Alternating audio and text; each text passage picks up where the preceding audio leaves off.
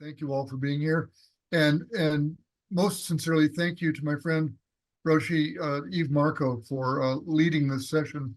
And to put this in context, just very, very briefly, last year we had the idea of offering a very accessible, very simplified set of classes on the fundamental practices of the Zen Peacemakers. We have a 2-year training program for the Zen Peacemaker Order, but it's a big commitment of time. And there are folks here who are part of that. It's a big commitment of time, and it's much more extensive. So we wanted something that was really accessible, free, open to everybody, no prerequisites. And so we offered for the last year or so, Introduction to Meditation, which is foundational to what we do, Introduction to Council Practice, Introduction to the Three Tenets, and then more recently, I'm forgetting exactly how this came about. Perhaps Eve and I were talking. I'm not quite sure how this came up, but we realized there's a fourth piece of this that we wanted to add. Introduction to Zen Peacemaking, the unique approach that we have in Zen Peacemakers to making peace. So that's what we're doing here today. And if you're interested in any of those other classes, they're open to everybody. You can register on the website. You can get the schedule and see them coming by subscribing to the newsletter. We'd love to have you come to any of those, and you can repeat them as often as you like. So with that, I'm going to mute myself and hand the virtual microphone over to my friend Eve. And thank you again all for being here. So, good afternoon, everyone. I'm here in Massachusetts, United States. We're expecting big thunderstorm. So you might see me scurrying around suddenly in the middle because I have a phobia of those things. Let me ask, I'm not sure that everybody here has English as their first language. So if you don't hear me or you don't understand, I try to avoid American slang. But please immediately raise your hand or your electronic hand, which you can find under reactions at the very bottom, and just stop me and tell me that either I'm talking too fast or it wasn't clear. My plan for now is to do a presentation on what is peacemaking in the context of Zen Peacemakers, and then really open it up to questions, because I think it's tricky. And I really invite your engagement as much as possible, if only because it will challenge me, all of us, and really help me see things anew, which I always like to do. I love to learn. Okay, so what is peacemaking? So I have, Bernie Glassman was my teacher and my husband. So I was there from the very beginning when he formulated Zen Peacemakers, which started when he was sitting on the steps of the Capitol in Washington on a street retreat in January and decided to form a Zen Peacemaker order for activists who want to do work in the world, but do it in the basis of Zen. And then the question is, what does that mean? So from the beginning, he was taken by the Hebrew word for peace, shalom.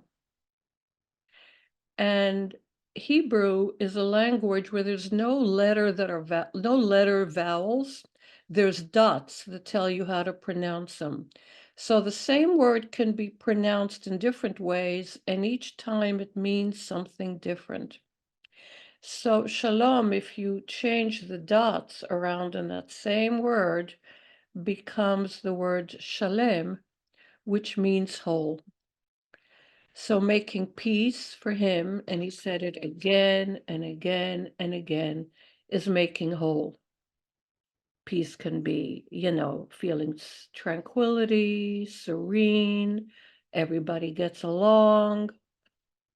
But for him, it only meant one thing. It meant making whole.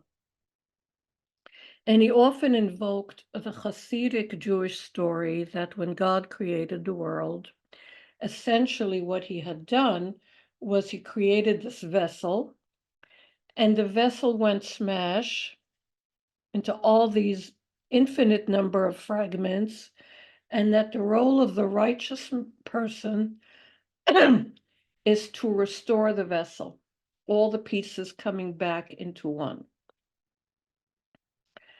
So that was that story. And I especially remembered it. I was at a conference of teachers this last weekend, and a wonderful guy, Bob Rosenbaum in Sacramento, told us about his grandson. I'm just going to open the chat so that I can see what Bettina is saying. Good. And if, like I said, please raise your hand if I should go slower. His grandson, he says, what my grandson likes to do is he has this little wagon for kids. He's 5, 6 years old. He takes all his toys, the trains, the toys, the books, whatever little kids accumulate. He puts it in the wagon, and then he pushes, and smashes it against the wall, with the result that everything goes flying in the air. And he looks at it and says, wow. And then he fills everything back up again, right into the wagon, goes back, and again runs, and smashes it against the wall, and all the pieces go flying. So maybe that's what God did. I don't know exactly, but I love that story. So that's the Hasidic story. Now in Zen, we say we are not just fragments of a whole. Each piece is the whole, because each of us is comprised of everything, you see? So basically, because we're empty, and emptiness is very important, you're empty, even though your consciousness tells you you are Bruce or Murray or Catherine, or my consciousness tells me I'm Eve. Even though my consciousness tells me that, I'm also aware that things are impermanent. They're changing so fast all the time that there's really no solid me that's there and permanent. All this energy constantly comes through me. And what comes through me is everything. All the causes and conditions that brought me to this moment talking to you right now, and brought you at this moment to listening to me. So in Zen, we say we're not just fragments of the whole, each fragment is the whole. And that's when, now, so what are the implications of that? The implications of saying that each one of us is the whole means that the challenge is to realize, by realize, I mean experience. I don't mean read a lot of books. Experience our wholeness. So when we do Zazen or any good meditation practice, we observe that this consciousness, this is who you are. Boy, what a lousy day today. I'm not feeling so good. And all these thoughts that have come in, my kids, my parents, this happened, that they come. And if we let them go, they go. You see? So that practice of meditation shows me again and again that I'm not a solid self. Things come and they go. More things come and they go. And more things come and they go. If you do that over enough time, you really notice that even the deepest sense of who I am or who you are is now really not clear at all. I thought I was the woman who thinks this or feels this, but maybe not. And I was talking at this conference to Sally Tisdale, who is a wonderful Zen teacher out in Portland, and has written all kinds of books because of her nursing background. What you're hearing is a little dog scratching on the door, begging to be let in. And Sally is writing a book on memory and told me that so much research is happening showing that what we could swear happened probably didn't. Or it certainly didn't happen the way we remember it. So I had a very interesting conversation with that too. So neither of us, none of us is the I consciousness that we think we are. That's the purpose of individual practice, and Zen for most of its time has had a big emphasis on individual practice. Wake up to who you really are. Who are you? You are everything, okay? And and again, this came up, we had some really interesting, wonderful teachers there. And the question was, how do you know that when you have an insight experience, it's the real thing? And someone said, you know it's the real thing if it leads to more expansion and more flexibility. You can adapt and adjust to circumstances easier, nimbler, and you're just way more open. It's like expanding. If it contracted you and now you're just like this, I don't know if I would say it's not an authentic experience, but I would say, and this is what they said, it's suspect.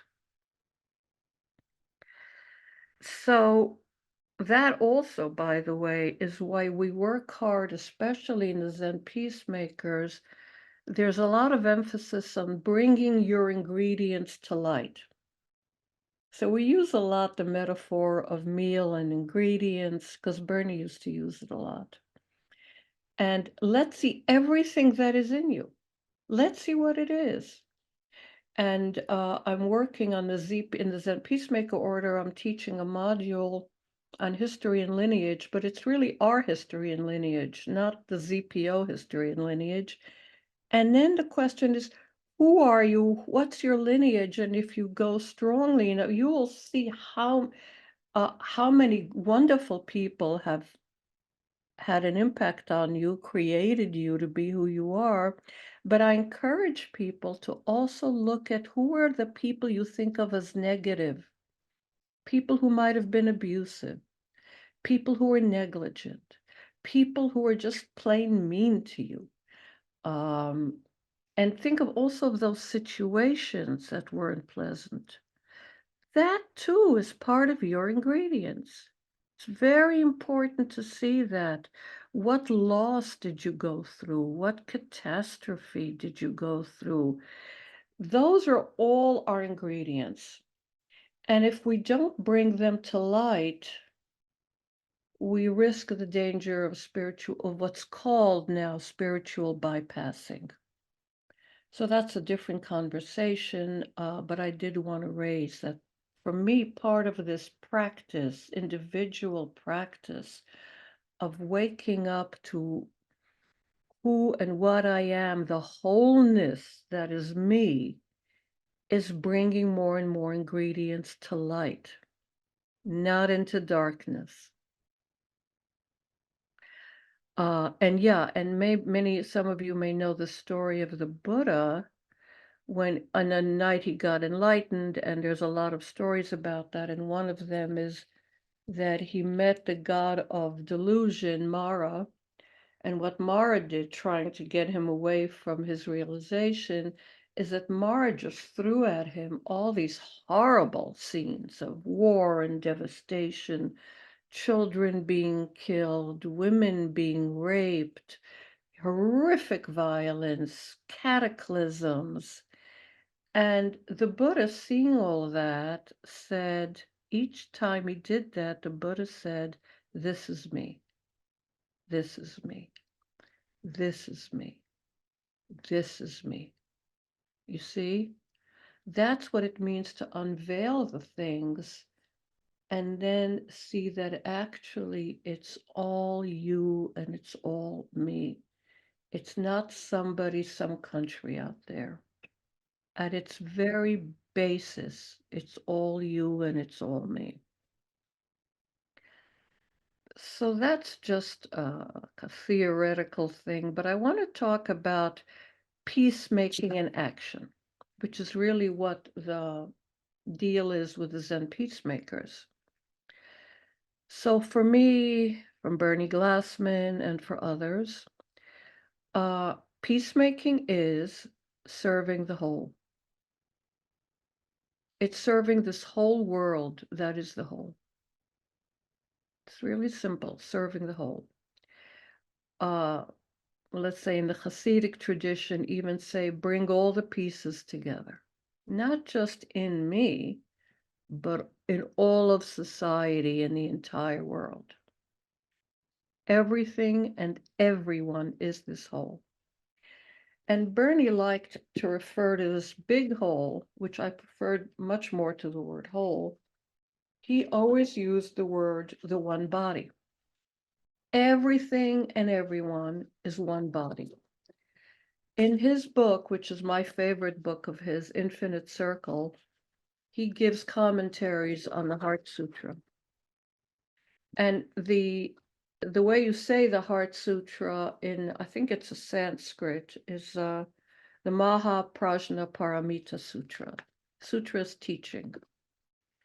So when he talked about that, it's amazing. He created this book completely from talks that he gave extemporaneously.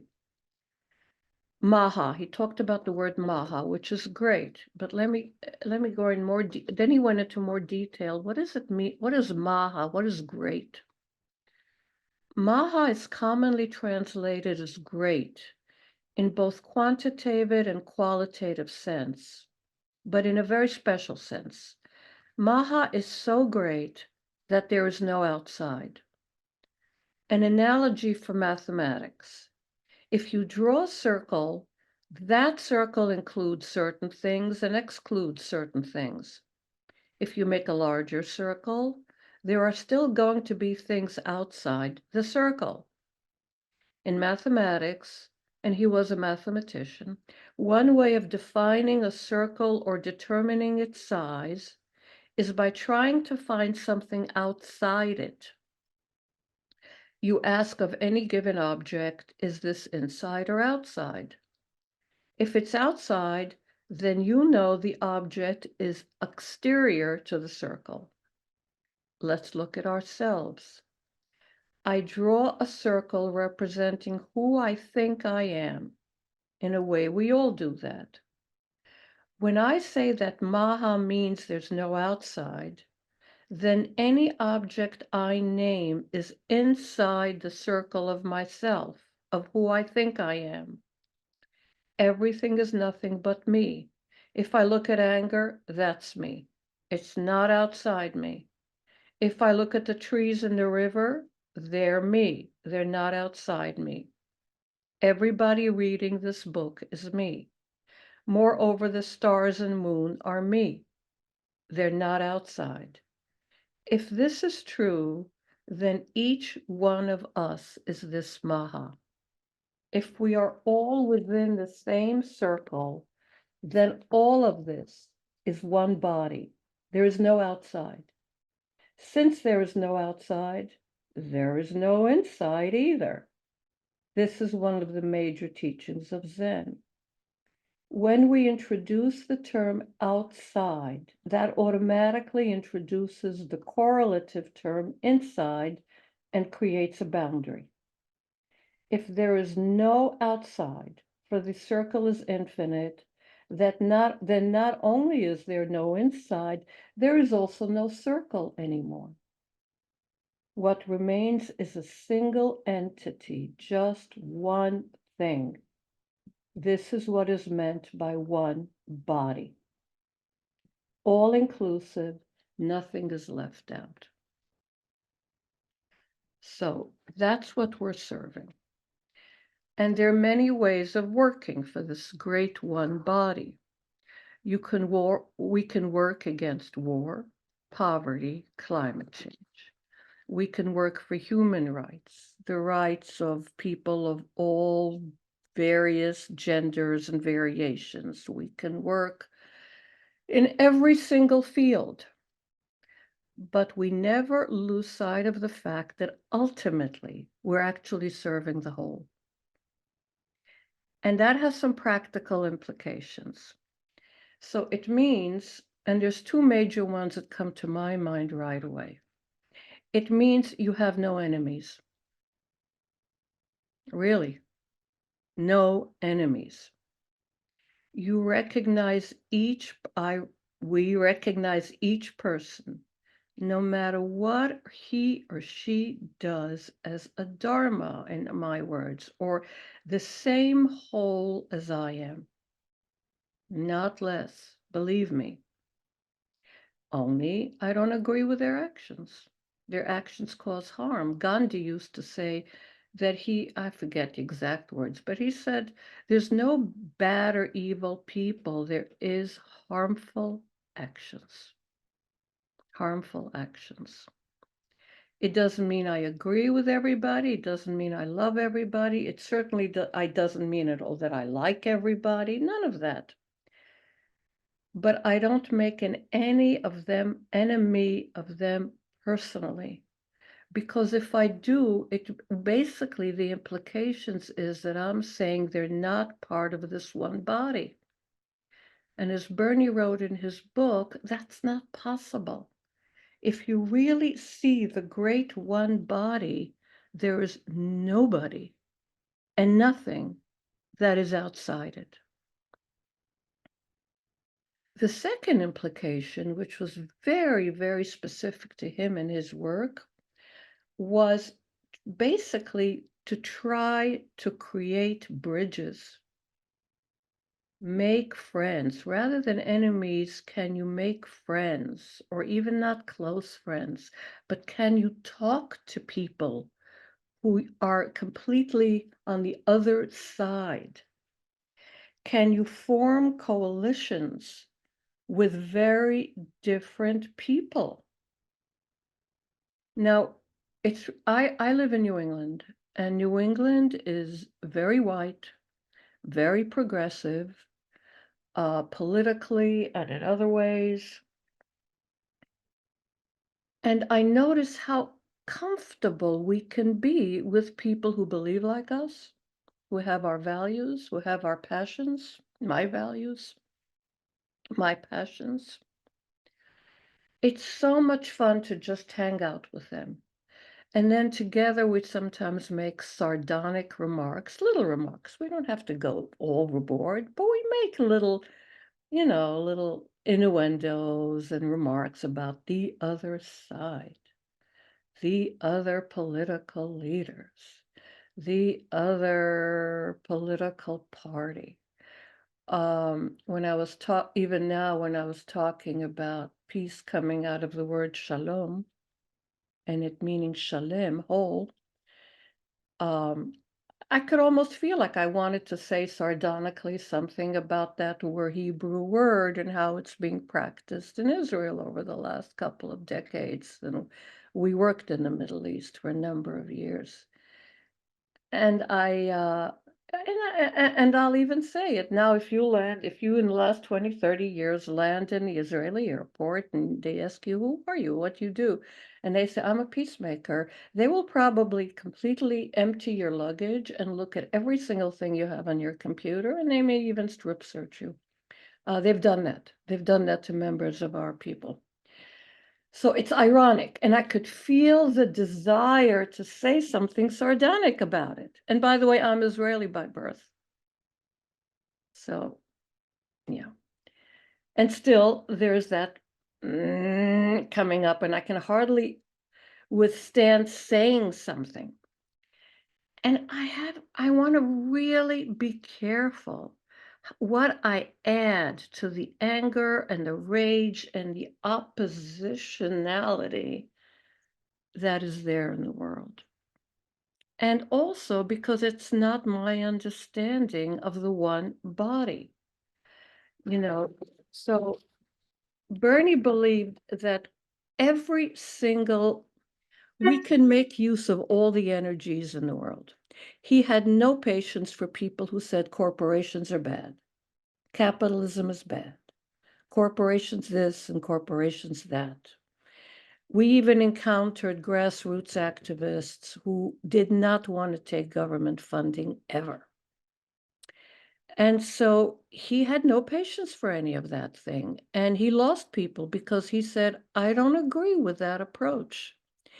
And in preparing for this talk, I remembered that, so Grayston, for those of you who don't know, in the 1980s till 96, the Zen Peacemakers were involved in creating a whole network of for-profits and non-for-profits trying to rehabilitate a really poor and at that point crack fested neighborhood of Southwest Yonkers. And we built a bakery and we built homes for homeless people and childcare centers and an AIDS center. And it was interesting, challenging, very exciting times. But it was going very slowly. We're all working very hard. And before we got any money to build buildings, we see that there's somebody there using sweat labor, volunteer labor, building a building, a small, like a 2-family house for people, that would be available for people with no homes. And we'd start grumbling. People said, well, he's doing that work and we're still waiting. We're operating a darn for-profit. Who cares about for-profits? And, and why don't we he's just doing it. He's Zen. He's just building a building. This was a wonderful Catholic priest. And Bernie would say, and Bernie had no patience for that. He said, we'll be doing that stuff. But first, I want to bring in the mayor of Yonkers, who was a Republican, and the mayor served on our board. I want to bring the second, I forget the second highest officer next to the governor of New York, who was a Democrat, and he's on our board. I want to bring neighborhood grassroots activists who really had a problem with white Zen people in their area. They have to be part of this. So the head of the NAACP of Yonkers was on the board. And then there were others and corporate executives. He says, I want the broadest board I can have, the broadest managing team I can have. I know we could just jump in and start doing this, but I want to build something wide that draws on all these different sectors, these different energies. That's what I want to do. And he saw it as his thing, building bridges, building coalitions. And eventually we did do everything that we had hoped to do. But it was in a different sense than what most people do. And I'm not saying his was the only way. I'm just giving you an example of that vision of how do we include more people and more people and more people. And what really drove his board crazy is when he insisted that once we got state money for buildings, to actually create a local construction company that would do the buildings. And this was not easy because many of those people, they were inexperienced, some were immigrants, some had a funny legal status, I think. And he was arguing with his board about why don't we bring a professional construction company that's outside there and they'll do the job. And he said, I don't want that. I want grassroots organization here because they will get the money and they will keep the money in the neighborhood. They won't just take the money and take it out to the suburbs. This is where I want to keep the money. So he had a big vision of what peacemaking is. Yes, it was building homes and it was creating jobs and it was taking care of sick people and it was taking care of children and so many things. But he said, how do we do it? So you see, I'm trying to give you a sense of what we mean when we say that we serve the one body. And that no matter what kind of endeavor I'm in at different times, let's say here I sometimes work with undocumented families from Latin America and what they need and how to get them help and camp for their kids when they work in the farms and so on. And I want to think about it isn't just helping them, that's important enough, but how to really am I serving the whole? Am I making enemies? Am I harsh with certain people? When the town council meets and they will give money, they won't give money, do I get angry? We have a very big NIMBY phenomenon here. It might be a very liberal neighborhood, but let me tell you, try to get affordable housing built here. Oh boy. And but when I go to those meetings, and there can be a lot of yelling, am I making more enemies? Does that serve anybody? Who does that serve? And how do we bring people here who, to start with, do not see, do you see it through my eyes, but actually just find something basic and common that we do work on. And many polls have shown that there are many things that most Americans agree on that they do want work on. That includes the many things that are very dear to me and maybe you, like climate change, like the gap between wealth and poverty, like many things. So it isn't like we're all that different.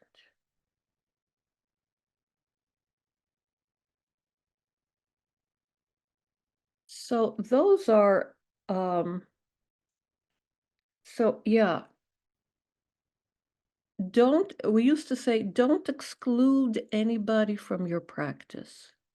So even as we choose what it is we're working in, what area, I would also suggest look at who are you excluding. Obviously, we can't do everything, but who am I excluding here? That's a big question.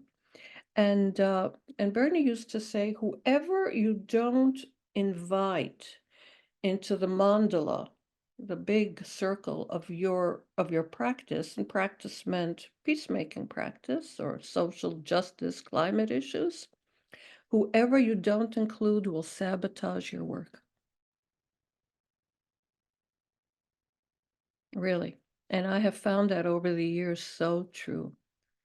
If somehow we can't find some way, those we cannot include, and sometimes there's a couple of, I don't know if there's good reasons, but I have found my way towards, at times saying, I have no idea how to include these people. I have no idea. I remember once reading the Pakistani ISIS, I think it was, once went and bombed a school, and some 250 kids were killed. Now they're so tough that no journalist goes over there to talk with them, but a journalist interviewed them on the phone, their main spokesman. And he says, how do you justify bombing a school and killing 250 kids? And the guy said, I don't see what the problem is. if the child is a good Muslim, and of course good for him, I don't remember if it was Shia or Sunni, the ISIS, maybe some of you remember. If the child is a good Muslim, he'll go straight to heaven and be with God, with Allah, and isn't that wonderful? And those who are not will go straight to hell. So what's the problem?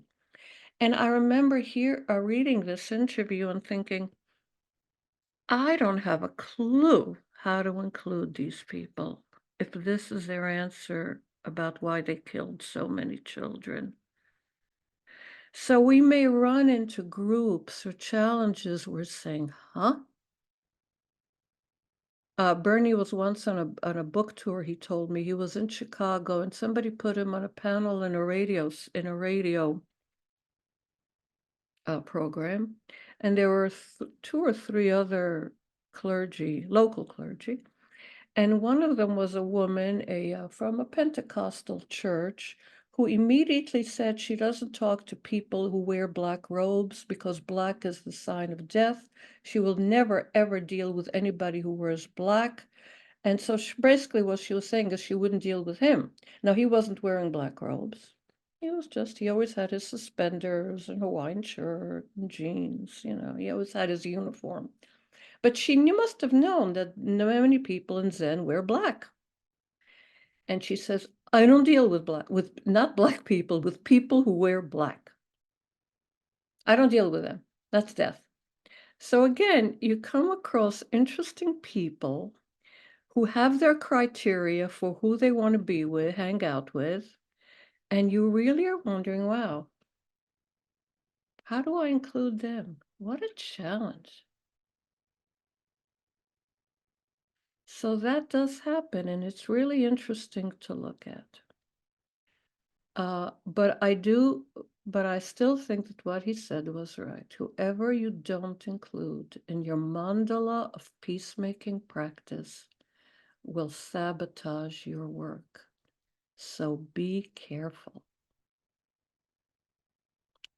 Okay, that's all I'm going to say, because I'm really more interested in your challenges and your questions, because some of this is very tough to do, and I'd like us to get into the tough areas.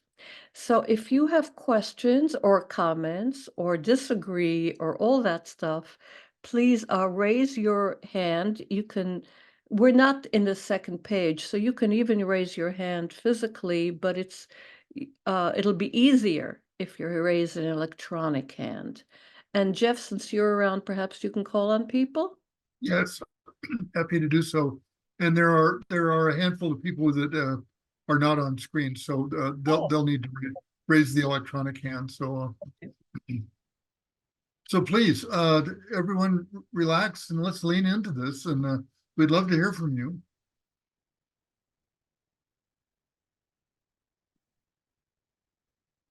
Andrew, I think I just saw your hand. Thanks. Yeah, I have a comment. I'm just sitting here listening to Roshi, and I'm thinking about circles and about Rilke's famous poem of "I live my life in widening circles." So I'm thinking about how we're expanding circles of peace, and to not exclude anything. Yeah, and do you think there are layers of this? There are layers of enlightenment? Layers of enlightenment. I think that as we awaken to who we really are, we often leave things out. So let's say some of us will leave out anger. I'm never angry. I don't like anger. I suffered from anger. I'm never angry. So I'm leaving something out.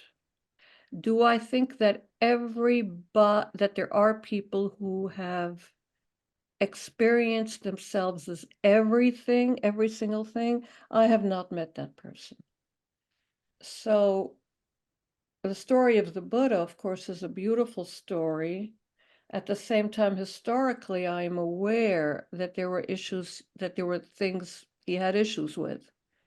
So I question that, was he could he really experience every single ingredient of himself, what made him, and be at peace with that? It's not so simple.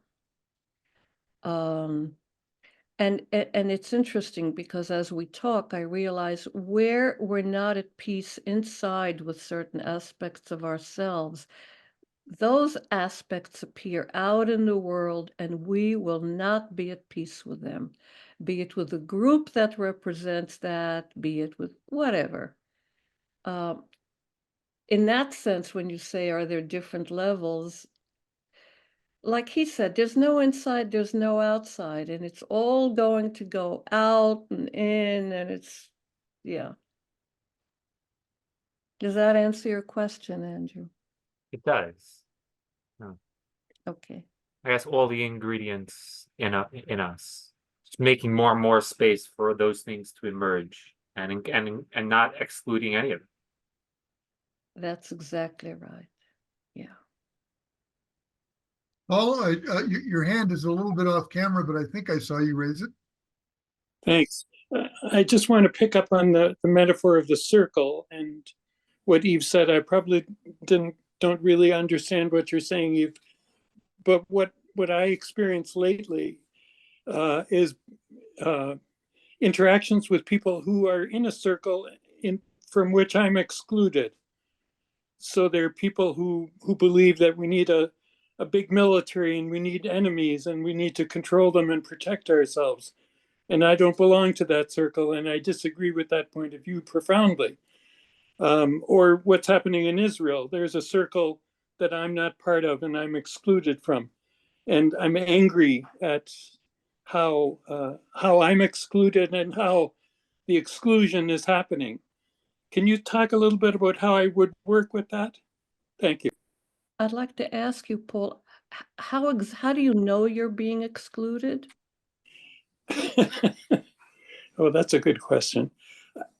I guess because I when I bump against them, they're presenting a view of the world to me in which to which I can't ascribe, I can't belong, I can't fit in, and it's a view that perturbs me deeply.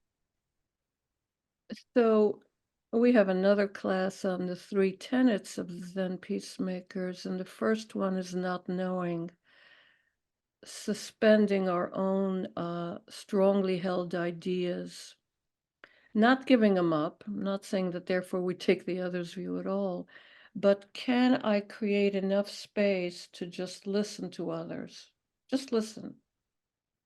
You know, sometimes I'm very clear that I don't agree. I mean, I have that in my family. We have a little bit of a, let's say, to put it mildly, dispute about the Middle East.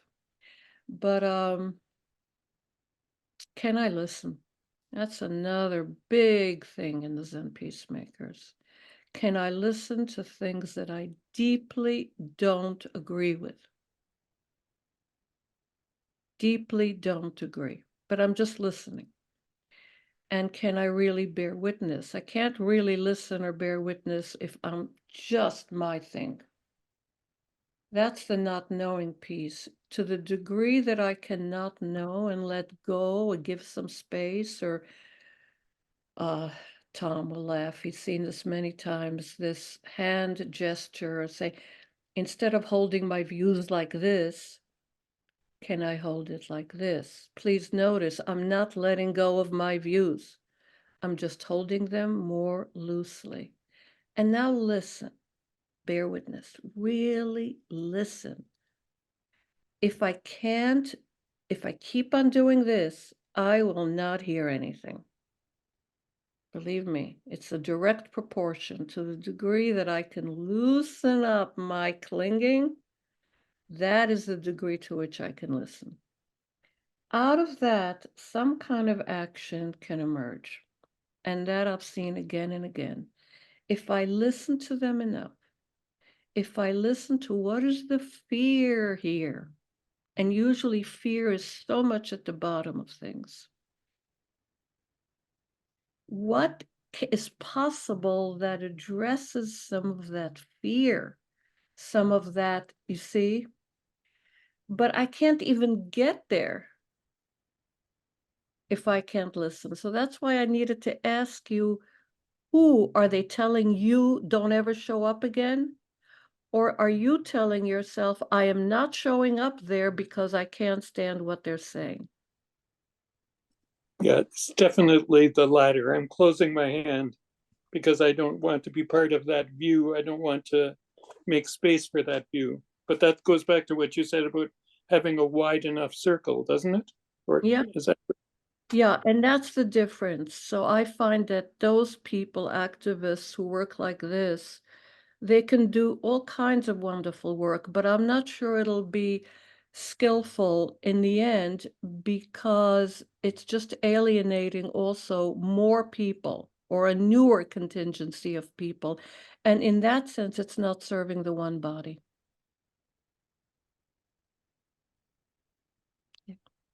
Okay, who's next? Casey has her electronic hand up, and then after Bobby, after Casey. Hey, Casey. Hello. All of this is making me think. So I'm a trauma therapist, and this makes me think of there's a form of therapy called internal family systems that talks a lot about like how inside ourselves we are made up of lots of different parts, right? And the author and kind of guy who headed up this form of therapy, Dick Schwartz, talks a lot about how, taking it kind of beyond the self and how we're seeing people and systems as different parts. And he talks about these kind of like protector parts that tend to take over. And I found that this kind of lines up, right? That if I start seeing kind of those more challenging people or groups of people as kind of their protector parts that are kind of showing up in my relationship with them, it makes so much more space, right? To be able to see that as a protector part and not their kind of like what he calls the like capital S self, right? Which is their kind of confident, calm, curious, creative, authentic self, right? And I don't know. I'm like, I love whenever kind of things line up at the same time, right? Of like kind of coming into Zen Peacemakers at the same time of finishing up a lot of training with IFS, where that's like, oh my gosh, these two things are kind of coming into my life that are really kind of speaking to the same values of seeing beyond just this kind of part that is showing up that I may not be comfortable with, I may vehemently disagree with, and have my own parts kind of activated by, but being able to kind of separate and see that there are other parts of this person or these people that I can really connect with and have compassion for and be in connection with. Well, I'll go there. Mm-hmm. Yeah, that's a good, I'm glad you brought that term into this conversation, just to be in connection with them. Yeah. It's a heck of a challenge, a wonderful challenge. It's how to be in connection even with certain parts of yourself you don't Yeah. like to get, but really look at who is really pushing your buttons out there. Those are the people you need to find some way, even if it's just listening and not reacting, but just listening. My friend and wonderful founder of the Village Zendo in New York, Pat Enke O'Hara, she used to tell me, Eve, when Rudy Giuliani was mayor of New York, every time he appeared on the evening news, I would just shut the TV. And she made it a big thing about, no, I'm gonna really listen to this guy. That was her practice. She says, my practice is to listen to him when he appears in the news. And then she added something that we do also here at ZPI, which is we add some fun to it. She pictured him with a clown nose. That helped so much. You take a person who you can't stand listening to, whoever that is in your life. Now imagine him with a clown nose. It's as simple as that. And it's like you laugh, but it also creates more space. Like, why am I going so crazy? You know, I can still do my work, but why am I going so crazy? And yeah, clown noses are very important for us here for that reason. Yeah. Okay, Uh, thank you for that. Bobby, I saw your hand earlier, and then Catherine, I see yours after Bobby. Yes, hi everyone. Thank you, Eve. Okay. All right, now when you were talking about the woman who won't talk to anybody who wears black, I guess my response to that is, well, if that's who she is and who she wants to be, I can let her be that way. She doesn't want to listen to me or hang out with me. I have to permit that. That's how I would include her. But what about someone who's really willing to kill me because they don't agree with me? And we have a lot of that. And I think that that is part of the fear of the Israelis. I lived in Israel for a while and didn't stay there because I couldn't be in that much fear or live in a fortress culture. Um, but that's a reality. What do you do with someone who, especially for women, um, who live with, people who don't like the way they are behaving? They're willing to hurt them or kill them. How do you include someone who's really willing to do that? The same thing that I said to, now I don't find him. I do the same thing. I let go of not all beliefs. I let go of my attachment to certain beliefs and say, I'm going to sit with you and listen to you. I was born in Israel. I was born in a Holocaust family. Nightmare stories from the Holocaust. My parents fought in Israel's independence war. My father was wounded. So that's my upbringing. So those were my big attached ideas, going to our retreat at Auschwitz. I mean, I can't even begin to tell you what that brought on for me. It was so magnificent. And then working in the Middle East, being with Sufis as they do their dances. And first time I was there and they would chant Allah, I left the circle and I ran out the door. That's how it scared me to say Allah. Being in Jordan and going down and being surrounded by men with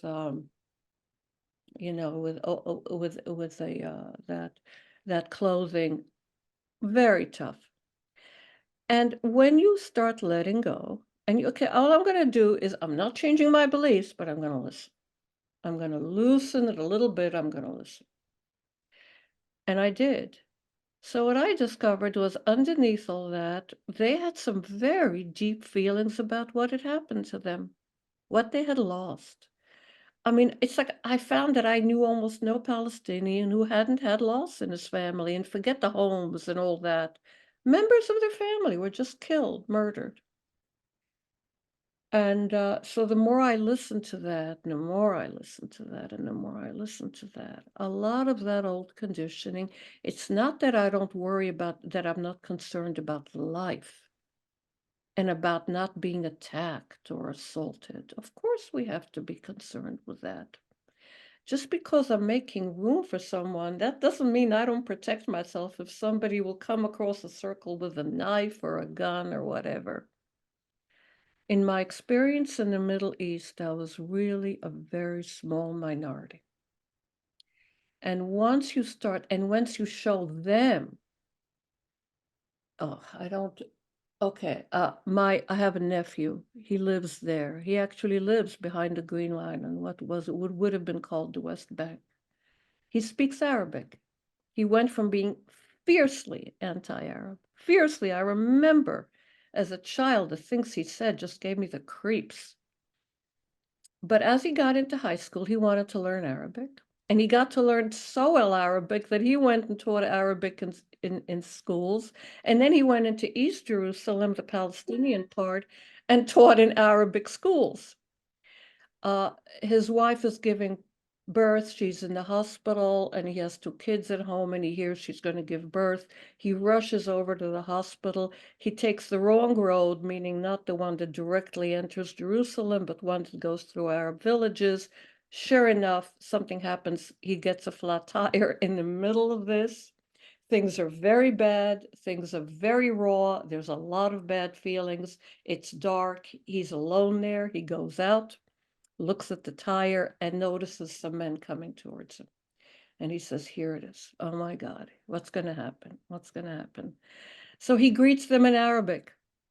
And he says, you know, Salam alaikum, and they respond, and he tells them what's what. And as they hear that, one of them says, is it going to be a boy or a girl? And he says, this one's going to be a boy.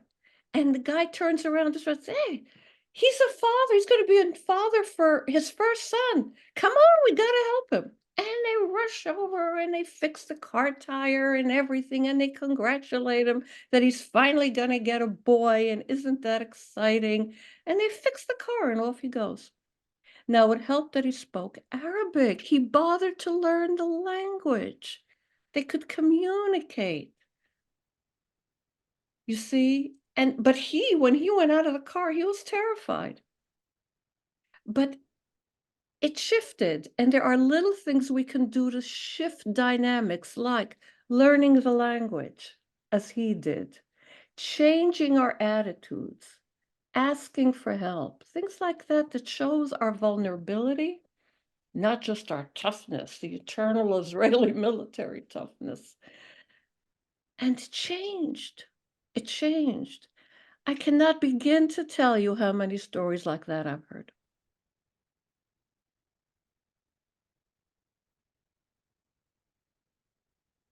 Thank you, Eve. We just have a couple of minutes. Catherine, you had your hand up, but you've taken it down. If you...